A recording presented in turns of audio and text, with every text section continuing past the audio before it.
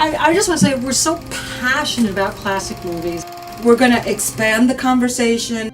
You can see the passion that's in this room. It's thrilling to the core. Put a new spin on some vintage films. It's classic movies and more.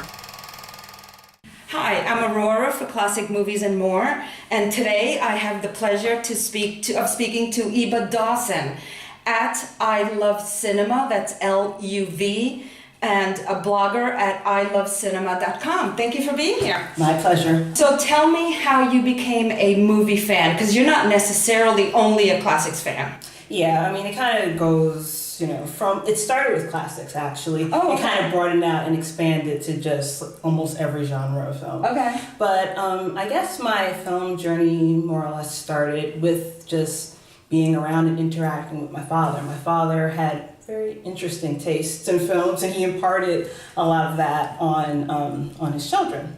And so, me being the only girl in the family, I kind of liked, like Paul Hafner and everything. Yeah. And one of his favorite films I remember was Plan 9 from Outer Space. Oh my God, so that's he was awesome. very he was sort of odd and obscure with some of his movie selections. So he kind of got a general interest in film from that area. But then, particularly as it relates to classic film, one of the things that kind of sparked my interest was literature.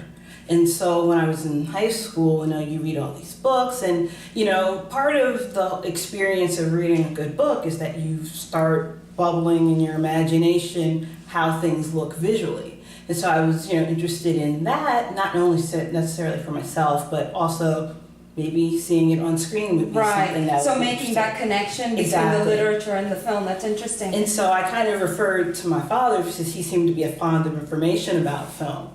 And so I would ask him questions about, I really like Jane Eyre. Were there any old movies about it? He's like, look it up. Right. And so I started doing that, and then I started having the book and film tie-in type of thing, and I just became totally obsessed. And there are a couple of networks out there that cater specifically to classic films, so kind of latched onto those. And then locally at home, public television stations would have classic showcases, Saturday nights, Friday nights, and so I just totally became obsessed with it. So even when I went off to college, took a couple of film courses, got involved with my university's film festival, and just kind of broadened out from there. And that's really where the core of it was about the whole, classic experience. But then because of the interactions and the other films that I was watching, it broadened out to just that's one of my favorite things about film is that the connections. You see one, all of a sudden you see an actor in a film that you've never seen before, and you're like, wait a minute, what else did this person do? And it just sort of escalates from there. And one of the more fascinating things that I've found in the last several years in terms of just broadening my horizons in terms of film is looking at the more contemporary films, I'd say in the last 20 or some odd years, and how a lot of the filmmakers have been very clever in terms of disguising their stories using and referencing points from films that, whether they be silence, films from the 30s and 40s. And so being able to have that broader picture of everything has really been something that I've kind of appreciated and more or less just increased my love for film. Yeah, that's awesome. So since you have that, you love that connection between literature and movies, what would you say of the ones you've seen is the best adaptation? Oh my gosh, that's so hard. I know it is, right? I'm trying to think. Now granted, I'm not a voracious reader, but the books that I do select and read, I'm absolutely obsessed with them. I think really not really a downward spiral, but the upward spiral of my passion connecting the two was with Rebecca. I read the book first in high school for a term paper, loved the story, and said, hey, I'm going to go look to see. Daphne du Maurier. Yeah, Daphne du Maurier. And I was just absolutely obsessed with finding, went to my library, took out the copy of the Alfred Hitchcock film and just watched it over and over and over again. It is one of your favorite movies, isn't it, if I remember? I think it is, but that's one of those weird questions where if you ask me on any given day, any given year, it totally changes. Yeah, me too. It's hard to decide. But in terms of directors, definitely Alfred Hitchcock. If you ask me to rattle off some of my favorite films, he has a lion's share of the films that I would consider my favorite. Yeah. Yeah. What's your favorite Hitchcock? Oh my gosh, I think the one that I've consistently said over the years has been Notorious. And I just love the construction of the story. Great. It's Yeah, so beautiful. It's just beautiful. It is. It's just absolutely Yeah. beautiful. It's hard to choose because he was a master. I mean, there's a reason why so many other filmmakers were influenced by him. And it's one of those Yeah. weird things too, where you even look at his quote unquote lesser films, and they still, you know, for me at least, they still stand the test of time. There's still hallmarks and things that you can pull from them and say, this is what, you know, it kind of leaves its mark. Yeah, Like yeah. even some of his early titles, I think Brooklyn Academy of Music several years ago, they had, they were showing Hitchcock's Silence. And so, you know, kind of headed out to Brooklyn, hung out in the theater for a while, and really enjoyed it. So home is New York. Yeah, I was born and raised in Westchester, and that's where I live now. But the proximity of Westchester to the city has really been, you know, you talk about just like the availability and access, not only to contemporary films, of course, but also just like repertory cinema is huge in the city. Yeah. And so it's a great resource to be able to go to. Yeah.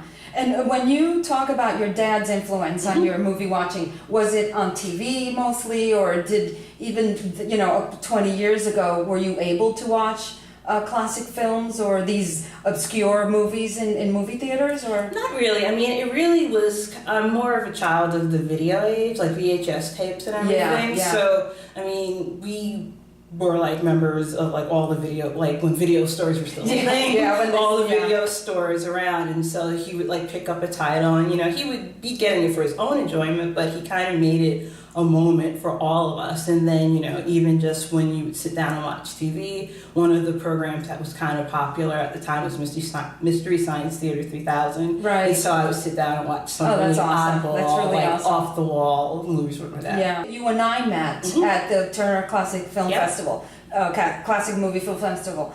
And that came about because we connected online on Twitter, right?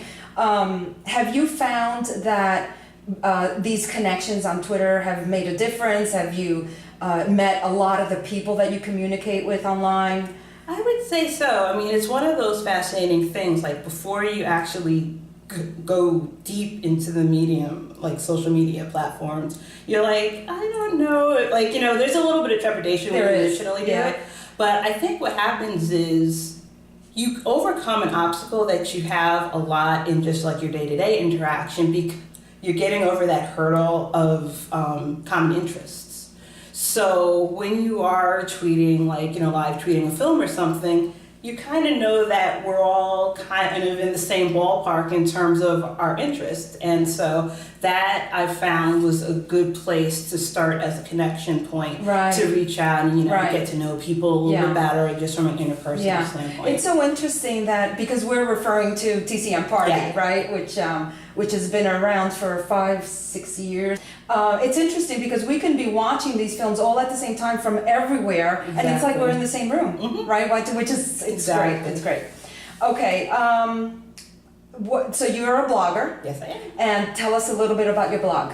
Well, my blog again is ilovecinema.com. I've had it going on, I want to say, I've lost track, which probably isn't the best thing, but it's been around like 8, maybe close to 9 years. Wow. I mean, it started off just with me just writing like video recommendations, like, oh, I love this film, so let me talk about it. But I've really got, you know, like after the first couple of years, I got like a lot of traction in terms of not only reviewing films that I had seen that were out for like, you know, home video release or whatever, but also just for, you know, like films that were currently out in the theater, my attendance at film festivals. I started covering, you know, the various film festivals. And so, yeah, it's been about 8 years. And like I said, I try to have a nice little balance and mixture. Like if there's something that I want to talk about from a classic film standpoint, I'll either, you know, recommend a movie or I'll talk about a particular love for an actor or director that I have, and then also, like I said, you know, going into like art house independent films.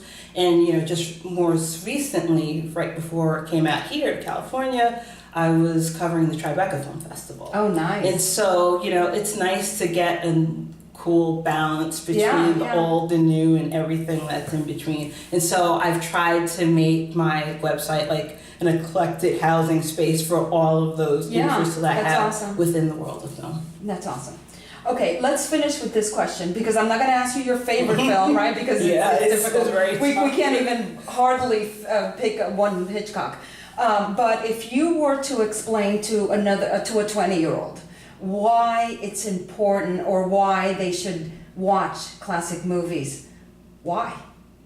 Well, it's the same way that I kind of look at just learning and education in general. That sounds really awkward, but it's, for me, not only is it about the art of what the films represent, but it's also about the history, kind of alluding to what I was talking about before, where, you know, you can look at a contemporary film and you can marvel at the particular angle of a shot or the way that, you know, the lighting was set up in something, but I don't want to say that like everything, but a lot of things have a trace memory to something that came before it. Right. And it is really fascinating in terms of being able to read a film and interpret what you're actually seeing on screen, that gives you a good reference point. And then also, too, at the end of the day, there was a lot of good stuff that was out there. Yeah. So, I mean, I think that if you're just a general lover of film, why not try to absorb as much as you can? Yeah, why not give it a shot? Exactly. I mean, because, you know, with me, even though classic films were really sort of, like, you know, that's where I kind of got my footing, I was kind of fearful of getting into the silent films thing. And I'd say, like, in the last 5 or 10 years, I've really gotten into it. But I think that, you know, just the more you watch it, the more you engage in the platforms, social media, TCM party and such, I think that really kind of opens up the door for you to experience as much as you can. Yeah, I found it's interesting you mentioned that because I found I had to learn to appreciate silent movies. They're not the same. It's not the same experience as watching. My favorite decade is the 1940s, and it's a totally different experience. I love them now, but I had to learn to appreciate them. And, you know, like, watching as many as you can. That's kind of where, you know, like, I think that's where it all kind of falls into place. So. Yeah. Well, listen, Iba, love talking to you. Thank you for being here. It was my pleasure. Again, you can find Iba on Twitter at I Love Cinema. At I Love Cinema, I should say, and that's LUV. And her blog is ilovecinema.com. And it's been great talking to you. It's a pleasure. Thank you.